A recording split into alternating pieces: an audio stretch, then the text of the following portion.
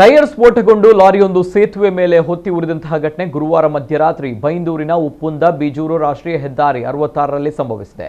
ಧಾರವಾಡದಿಂದ ಕುಂದಾಪುರಕ್ಕೆ ಪಶು ಆಹಾರವನ್ನ ಸಾಗಿಸ್ತಾ ಇದ್ದ ಲಾರಿ ರಾತ್ರಿ 1 ಗಂಟೆ ಸುಮಾರಿಗೆ ಬೀಜೂರು ಬಳಿ ಆಗಮಿಸುತ್ತಿದ್ದ ವೇಳೆ ಅದರ ಹಿಂಬದಿಯ ಟೈರ್ ಸ್ಫೋಟಗೊಂಡು ಬೆಂಕಿ ಹೊತ್ತಿಕೊಂಡಿದೆ.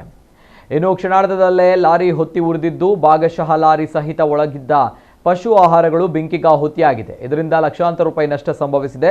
ಲಾರಿ ಚಾಲಕ ಚಂದ್ರಕಾಂತ್ ಎನ್ನುವವರು ಅಪಾಯದಿಂದ ಪಾರಾಗಿದ್ದಾರೆ. ಸೇತುವೆ ಮೇಲೆ ಲಾರಿಗೆ ಬೆಂಕಿ ಹಿಡಿದು ಹೊತ್ತಿ ಉರಿದ ಕಾರಣ ಒಂದಷ್ಟು ಕಾಲ ಸಂಚಾರಕ್ಕೆ ಅಡಚಣೆಯಾಯಿತು. ಪೊಲೀಸರು ಸ್ಥಳಕ್ಕಾಗಮಿಸಿ ಎಡ್ತರ ಜಂಕ್ಷನ್ ಬಳಿ ತಿರುವು ನೀಡಿ ವಾಹನಗಳು ಹೆದ್ದಾರಿಯ ಇನ್ನೊಂದು ರಸ್ತೆ ಮೂಲಕ ಸಾಗಲು ಅನುಮತಿ ಮಾಡಿಕೊಟ್ರು. ಉಪ್ಪುಂದ ಬ್ರಿಡ್ಜು ಬೈಂದೂರು NH ರಾಷ್ಟ್ರೀಯ ಹೆದ್ದಾರಿ ಬ್ರಿಡ್ಜ್ ಮೇಲೆ ಬೆಂಕಿ ಬಿದ್ದಿದೆ.